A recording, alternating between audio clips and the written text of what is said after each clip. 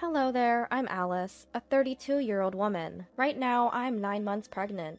On this day, my husband and I are driving over to his family's home. It's a mere 30-minute drive from the apartment where we live. It's not far at all, so we tend to visit 2 or 3 times a month. Today, we decided to make a trip after hearing that my mother-in-law was baking her famous apple pie. She's a very sweet lady. After the loss of her husband last year, she was really down and didn't know what to do. But she's recovered now, eagerly waiting for the birth of her grandchild. However, not everyone is thrilled about us having a child. One of those people is my sister-in-law, Brianna. According to mother-in-law, Brianna married 6 years before us, but so far there are no signs of her being pregnant. She even started fertility treatments 2 years ago, but still no baby. With all the pressure from around, she's become quite irritable lately. Mother-in-law had asked us to avoid meeting Brianna as much as possible, so we always tried to visit when she wasn't around. But on this day, to our surprise, Brianna showed up unexpectedly. Well, long time no see, Alice. You've put on some weight, haven't you? You're not just lazing around at home because you're pregnant, right? You look like a seal, all round and ready to roll down a hill. I was dumbfounded by her immediate and sharp remark. Hey sis, how can you say something like that right off the bat? She's 9 months pregnant. Of course her belly's gonna be big. You're gonna make enemies with pregnant women all over the world talking like that. My husband quickly jumped to my defense, leaving me speechless. Oh, please, I'm just thinking about Alice, okay? It's tough if a pregnant woman gets too heavy, you know? I just want Alice to be aware of her responsibilities as a mother. She claimed she was just thinking about me. I knew well enough that arguing back would only cause more problems. Thank you, sister-in-law. Yes, you're right. I should be more careful. I chose non-confrontational words, but she huffed and said, just because you're pregnant doesn't mean you can be lazy. So start cleaning this house right now. You're lacking exercise, right? You can at least do that much. She then handed me a broom and dustpan she had picked up from nearby and demanded that I clean. But after being scolded by my mother-in-law and my husband for harassing me, she sulked and secluded herself in an upstairs room. I'm sorry, Alice. She just showed up at the house all of a sudden. I told her to leave. Mother-in-law apologized with a regretful look on her face. It's fine, mother-in-law. I'm not bothered. I'm sorry, Alice. That's just how my sister is. My husband also apologized along with mother-in-law. After that, we spent a pleasant time together, enjoying the apple pie mother-in-law had made and sipping on tea. We called out to Brianna too, but there was no response. Although we were worried, she never showed up in the end.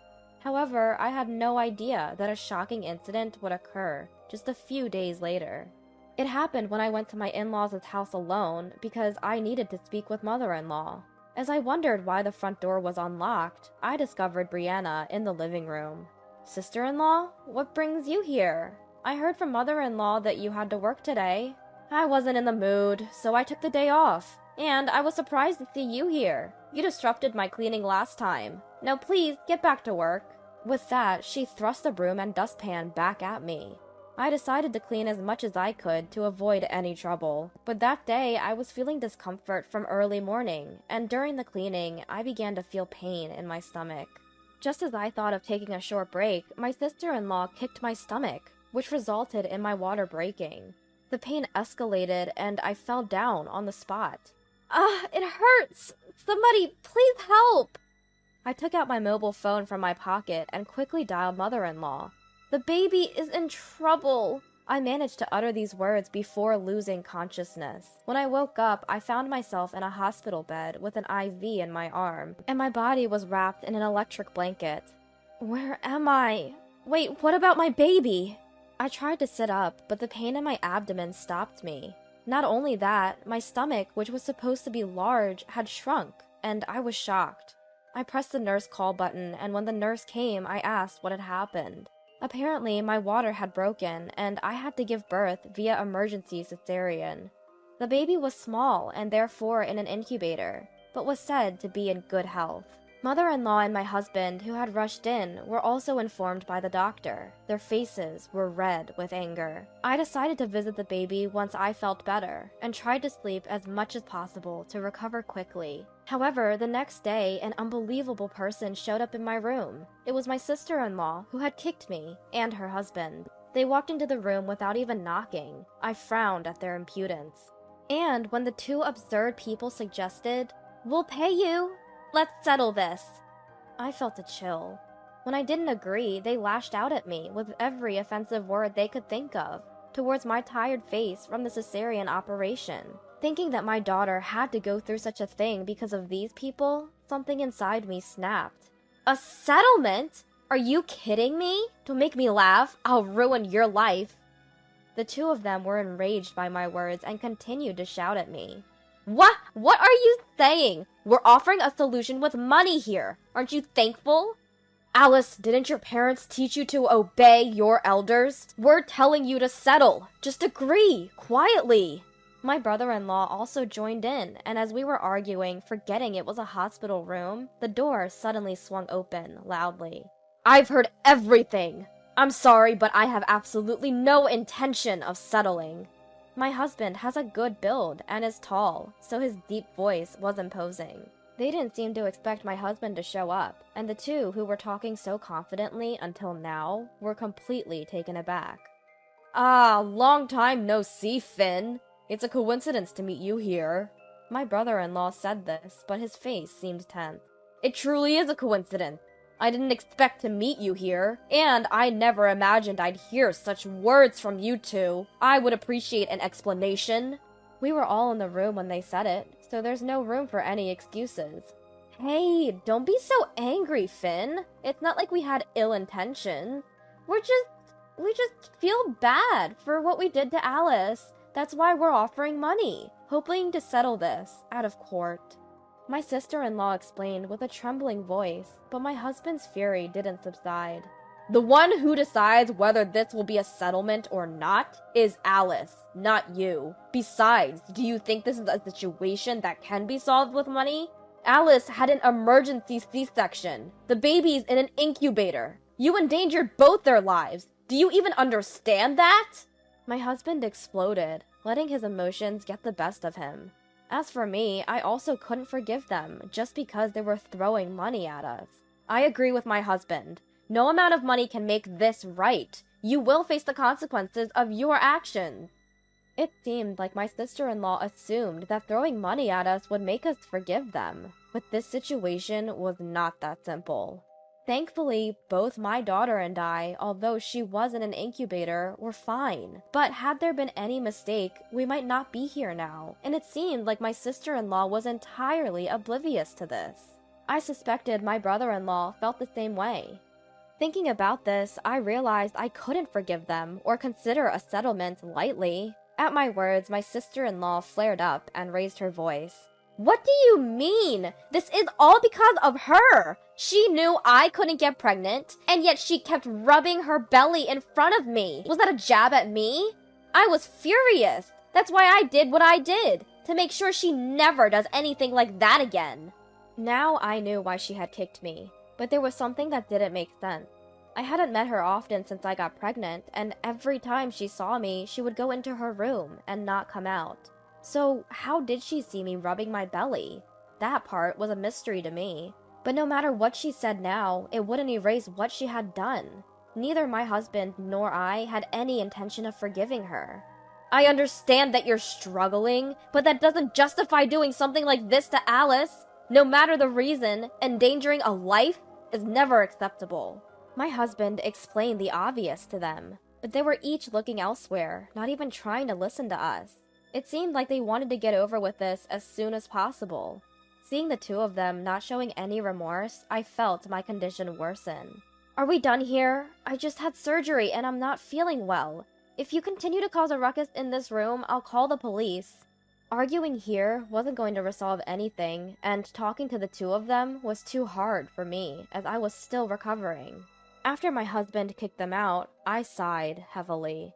We had enough evidence because my husband had recorded their conversation. My mother-in-law was also unable to contain her anger because of what her daughter had done, putting my life and that of her grandchild in danger. And so, we decided to press charges against my sister-in-law.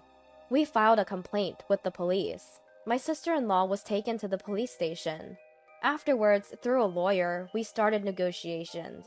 But my sister-in-law insisted to the lawyer, "I've done nothing wrong. This woman has been flaunting her pregnancy in front of me, causing me emotional distress when I, myself, am struggling with infertility. She's not innocent either, so she should be open to a settlement."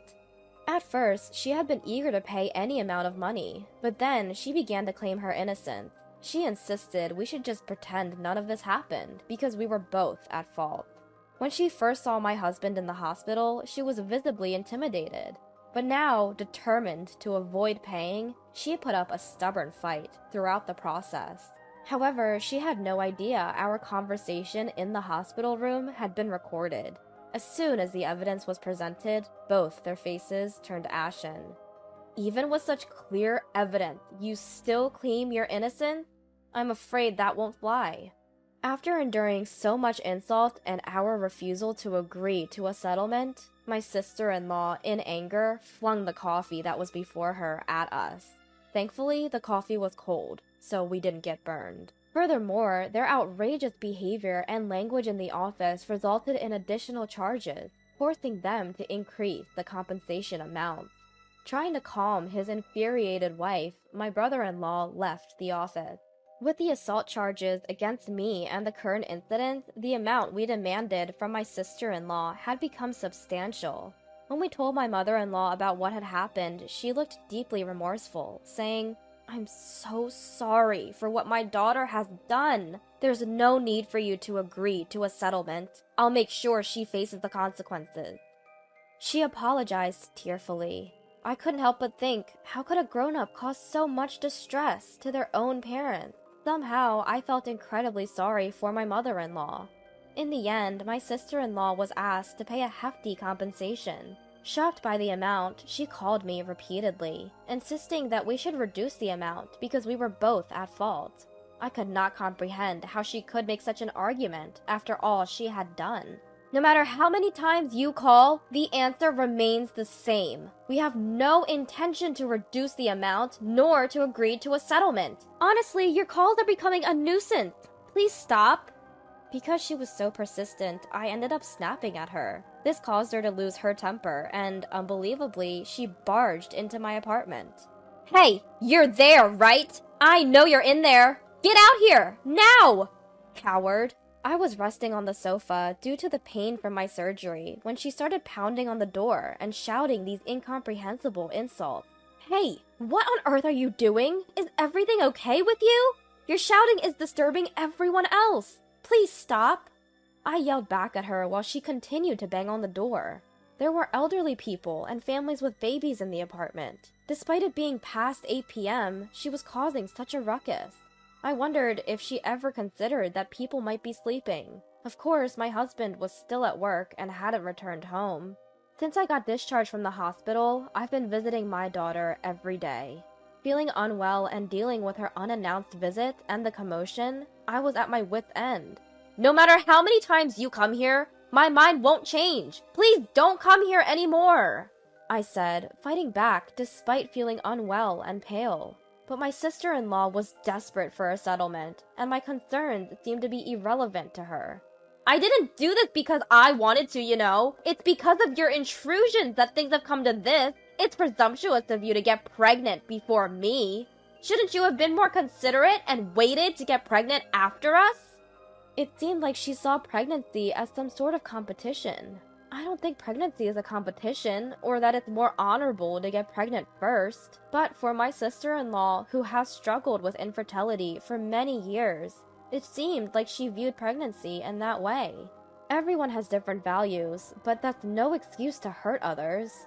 "I understand you're upset about not being able to have children, but that's no reason to hurt others.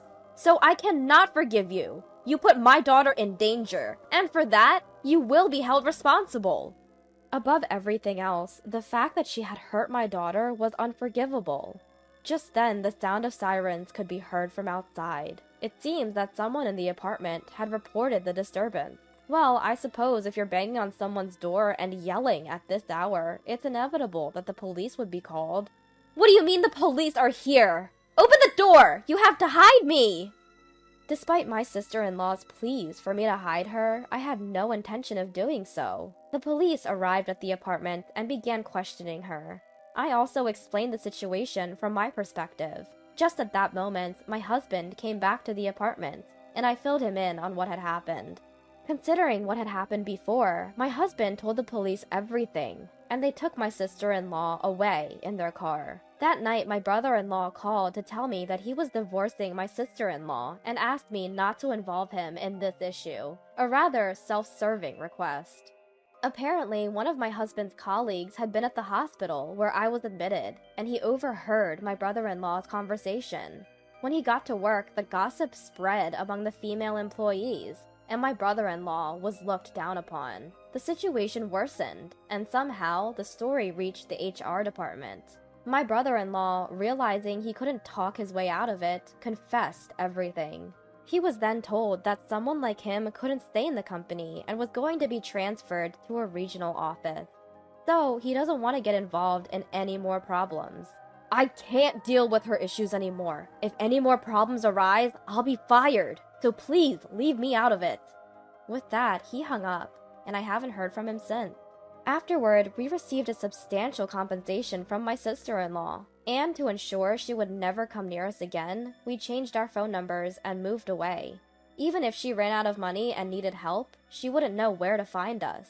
A few months later, my daughter was discharged from the hospital. She didn't have any lingering effects and was growing up healthy. Rumor has it that my sister-in-law was in substantial debt. At first, she was moving from friend to friend, but she was never contributing to the living expenses and stayed for far too long, so they kicked her out. My sister-in-law, who has no place to live and no money, is working part-time to pay off her debts.